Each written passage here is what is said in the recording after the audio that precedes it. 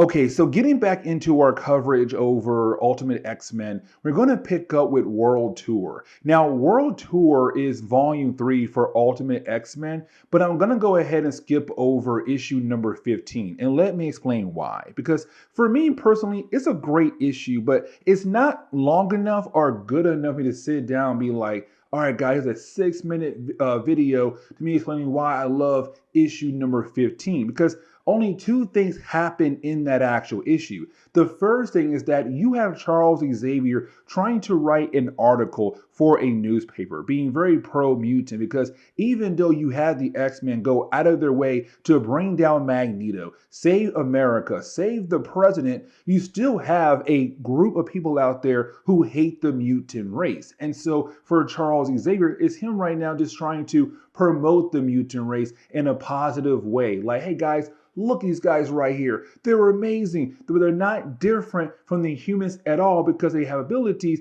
They still have human feelings as well. But the other thing when it comes to Ultimate X-Men issue number 15 is we kind of find out that Magneto is alive. Now, technically, we did find out at the end of volume 2, the return of Weapon X, because you did have Charles Xavier tell Jean Grey, like, I didn't kill Magneto. And so in issue number 15, you do have Charles Xavier show Colossus that Magneto is alive. The only difference is that when it comes to Charles Xavier, he made sure that Magneto will not be able to remember his past at all, but also will not be able to access his abilities either, becoming a completely different person. And keep him there for the time being, because for Charles Xavier, he hates the idea of killing. So the rest of the world, Magneto is dead, but in reality, he's not dead. He's alive, but also right now being somebody else completely. But the main reason why I want to go ahead and dive into Ultimate X-Men Volume 3 World Tour is because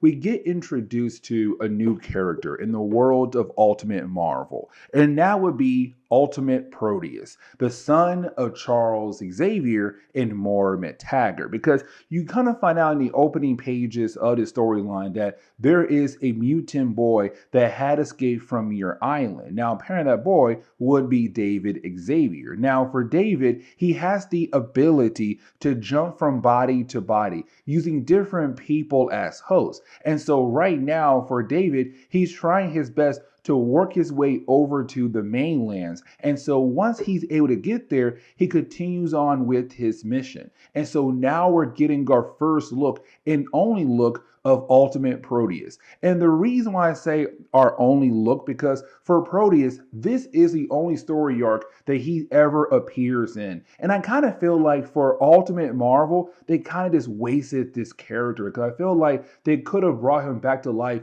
in some kind of way post-Ultimatum. But anyways though, but when we do switch over to the X-Men, we see the X-Men right now are in London. Here's the reason why, because for Charles Xavier, he has a brand new book that he is trying to promote. And so right now, they're doing a world tour. Now, while being in London, for Charles Xavier, he told his X-Men like, okay, here is your assignment. Go out there in the world and impact London in different types of ways. And so you have the X-Men break up into different teams. First team, Storm and Jean Grey. Team 2, Wolverine, Iceman, Colossus. Team 3, Cyclops and Beast. Go out there and figure out how to impact, this country or this city more exact. But anyways, you do have our heroes find different ways to impact London. For Jean Grey and Storm, they take down a terrorist group. For Wolverine, Iceman, Colossus, they take down a international drug ring. And for Cyclops and Beast, they take down some random thugs who are doing some bad things in the city. And so once you did have our heroes do all those different things, they then regroup with Charles Xavier. But once you do have them being able to regroup with Charles Xavier, is Charles kind of expressing that he's kind of angry at most of his students. And let me explain why. Because for Storm and Jean Grey, yes, they did stop a terrorist. For Wolverine, Colossus, and also Iceman, they did stop a international drug ring. Those things are great right there. But Hilo, Beast, and Cyclops did more, because even though they did stop some random thugs who were doing some bad things in London, once they had stopped them, for Cyclops and Beast, they sat down and talked to those thugs to hopefully turn their lives around. But for Colossus, Iceman, Storm, Jean Grey, and Wolverine. Yes, even though you did stop a terrorist group and also a huge drug ring, is how you did it. You use your abilities a tad bit too far. Like, for example, Iceman coming a tad bit too far his abilities when it came to bringing down this drug ring, especially when it came to Wolverine as well. Because for Charles, he's trying his best right now to show that mutants are able to handle problems without their powers if they have to use their powers, not to the extreme, showing that mutants can actually be peaceful. And also, with them out there doing all these different things, it could also affect how his books sell, how he promotes his book. Now, right after that, once you have Charles get done talking to all his students, the following day, you have the team find out that Colossus had left. Like, he checked out of the hotel and disappeared. So we're kind of left to believe that now for Colossus, he's off the X-Men. Now, you have the kids ask Charles, like, hey, Charles, do you know where Colossus could be yet? The problem is that for Charles, he gets a phone call. And that phone call is from Moore Taggart, informing him about David, how David had officially escaped. And now they have a problem. But as we get into the second chapter of X-Men World Tour, we do pick up with Charles Xavier and the X-Men arriving to Muir Island. Now, while you do have the X-Men walking around Muir Island and also having a conversation with Moore Taggart, for Charles Xavier, he's trying to use his powers to locate David. Now, while that's happening, you have Moore Taggart basically explain that for her and Charles, there is a lot of bad blood between them. They do not like each other at all. But on top of that, for Moore Taggart, she also explains that for Charles Xavier, he's working for somebody else. Now, we're not really told who he is looking for, but it does make a lot of sense now because for Charles, how in the world is he able to pay for everything? And we also learn here that for Muir Island, it's kind of like a hospital, but like the Muir Island facility for mutants, the ones who don't look just as normal as Cyclops or Jean Grey, but also the ones whose powers are not really controllable like David powers are. But either way, you do have them walk around Muir Island. Now, for Moore Taggart, she does explain things about David as well. Like, for example, she said, once Charles had left them behind, 1 week later was when his powers had truly manifested. The problem is that his powers damaged his own body. And so it took them almost a week to find a way to save his life, but he had almost died. Now, for David, he has been in this hospital for 7 years. And so ever since then, she's been trying her best to save her son. But recently, something happened that made him go a tad bit wild, and his powers go wild as well. But also, he was able to escape by jumping into somebody else's body. And of course, as we saw earlier, making his way over to the mainlands. Now, we're also being introduced to 2 other characters, and that'll be Bessie Braddock and Dave Thomas. Now, of course, Bessie Braddock being a character known as Psylocke in the main Marvel Universe, and Dave Thomas, he's a cool character in the main Marvel Universe. But these 2 guys are part of Strike, the British division to S.H.I.E.L.D. And so they're here to help out with the situation at the moment. Now, for Charles Xavier, he was able to locate David at a Burger King nearby. And so you had the X-Men head over there. And of course, you didn't have Charles Xavier try to use his powers to keep David calm, but also keep his body still, allowing Wolverine to go inside and to collect David and to hopefully bring him back out and the day is saved. Of course, this is only part 2 of the World Tour storyline. We still have 3 more chapters left. And so once you do have Wolverine go inside and try his best to handle David, that's when we see David's powers like completely. Like, yes, earlier we saw that he has the ability to possess other people, but also he has the ability to warp reality around him, causing explosions, doing all different types of things. But also, we see David being able to now possess the body of Wolverine. Now, this right here is a problem. And the reason why, because for Wolverine, he has a healing factor. And so usually for David, he has to jump body to body because most of the time, the body he has, they die out very quickly. They burn out very quickly. And so for David, he's kind of like, hey, This right here is amazing. This guy got claws, metal bones, and a healing factor. Oh yeah, I'm going to enjoy this. Now, for me personally, I really do like this battle a lot. And the reason why, because we get the chance to see how powerful Proteus truly is. Because for Proteus, he's right now showing off all these different abilities, but also giving the X-Men a challenge here. Now, when it comes to Beast, he's now the leader of the team for this chapter, because for Cyclops and Jean Grey, they're gone. But also for Charles Xavier, he was taken out by David. And so now it's up to Beast to lead the team. The problem is that you didn't have Proteus being able to remove Beast and also Iceman off the board, leaving Psylocke and Storm to hopefully handle Proteus. Now, as the battle goes on, they do try their best to bring him down. They can't do it. Now, you have Proteus try to escape with the body of Wolverine, but unfortunately, he does get run over by an 18-wheeler truck. Now we do switch over to Cyclops and Jean Grey, who are currently in Russia trying to locate Colossus. Now at first, they believe that for Colossus, he was kidnapped. Oh, by the way, for Jean Grey, she's trying her best to do all the different hints to tell Cyclops like, hey, listen, I'm single now, and there's no way I'll get back with Wolverine. But anyways, though, you do have the two characters being able to locate Colossus. Now, when they do, is Colossus saying, no, I was not kidnapped, I'm just done being there with Charles Xavier. He hates the idea of what Charles stands for. And honestly, let me explain. You see, for Colossus, he's kind of like, listen, I feel very underappreciated. I'm tired of Xavier's insane pacifist ideas. I am tired of being ignored. I am tired of being a superhero. But when we do switch back over to the rest of the characters, we do learn that Proteus did escape. He's out of the body of Wolverine. But the question is right now, where in the world could Proteus be at? But you also have Wolverine explain that, hey, Charles, I'll tell you right now, your son, he really does hate you. He wants you dead. And honestly, it scares even me how badly he wants to kill you off.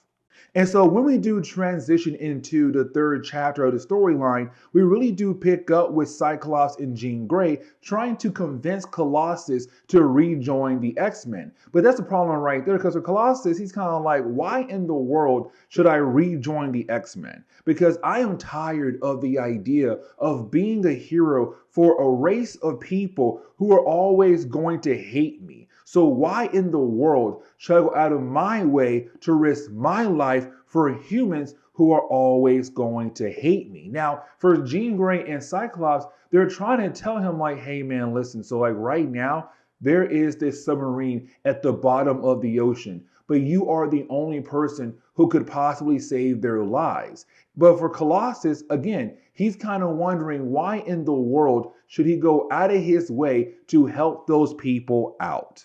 Now, we do switch back over to the rest of the X-Men, right? And so we do see here that for Bessie Braddock, she's hanging out with the X-Men until they're able to find David. Now, for Bessie and Charles, they're beginning to use their powers as a way to communicate with one another, but only with their minds. So, of course, the rest of the crew right now can't hear their conversation. Now, for Storm, she's kind of like, hey, listen, it does seem like Bessie Braddock wants to get a piece of Charles Xavier. But for Moira McTaggart, she's kind of like, no. But you didn't have Moira realize where they're at the moment. You see, they're the spot right now, the last spot that they have spent as a family, David, Moira, and Charles Xavier, which could also possibly mean that for David, he is most likely nearby somewhere. Now, we do kind of see the conversation going on between Psylocke and also Charles Xavier. Now, for Charles Xavier, he does explain things to Psylocke, like his background when it comes to his marriage with Moira McTaggart. Now, we do learn here that they got married pretty quickly. They met once, and 3 weeks later, they were married just like that and began to have a family. We also learned that it was Moira McTaggart who kind of helped build the idea of Cerebro in this reality, but it's also us finding out like why Charles left them behind. It was Magneto. It was the idea of finding another mutant, but an adult mutant, because those two guys could have gone on forever to talk about different things they have planned for the world. And so for Charles Xavier, meeting Magneto was completely different than being with his wife. and his child. And so once he kind of realized what he wanted to do, what he wanted to achieve, he realized he had to go. And he left without even saying goodbye to his family. But when we do switch back over to Cyclops and Jean Grey, they're still trying to convince Colossus to join the X-Men. But the problem is that for Colossus, he's kind of wondering, why should he? And honestly, I see what he means here, because for him, when he looks at Cyclops, when he looks at Jean Grey, to him, they're only calling him Colossus. They're not calling him by Peter, his real name. They're not even saying like the different things he likes. And that's his point right there. He wants to be part of a family where people actually hang out outside of being heroes all day. And so you didn't have Colossus kick out Cyclops and Jean Grey from his family home. But then there is this small change in Colossus, where you have Colossus watching the news and realizing that there are poor, innocent people right now, innocent people right now in that submarine that's stuck at the bottom of the ocean.